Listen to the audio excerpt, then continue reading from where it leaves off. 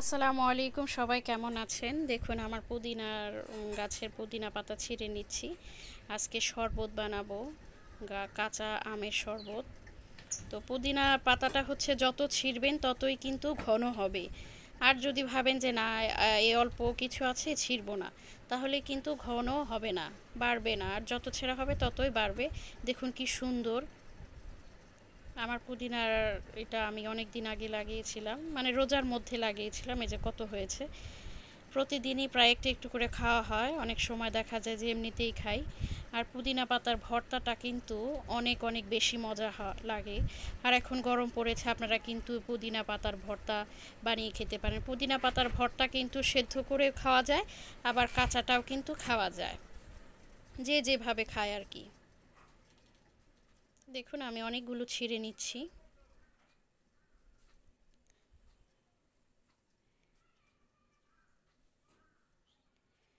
যত দেখি ততই মন ভরে যাচ্ছে, কারণ অনেক হয়েছে।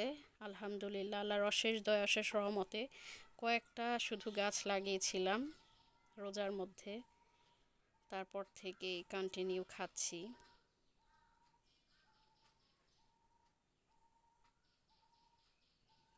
কত সুন্দর রং, একেবারে সবুজ।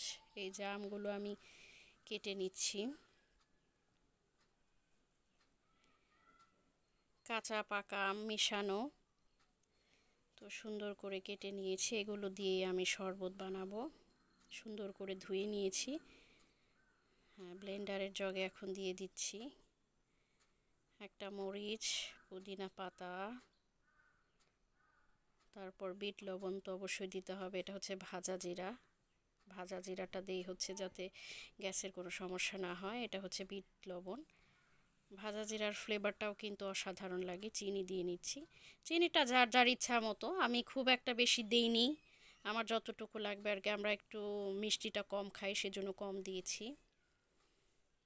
করে নিচ্ছি, ব্লেন্ড করে নিচ্ছি। এই গরমে আসলে কাঁচা আমের জুসটা কিন্তু অনেক বেশি শরীরের জন্য উপকার, এবং এই দুপুরের সময় খেতে কিন্তু অনেক বেশি ভালো লাগে, কারণ সবারই গরমে একেবারে নাজেহাল অবস্থা।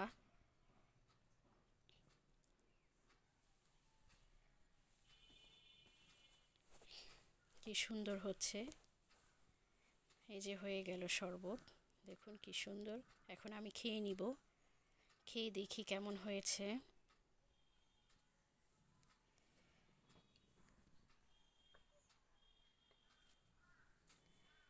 এটা টক মিষ্টি হয়েছে, যে কারণে অনেক ভালো লাগছে খেতে।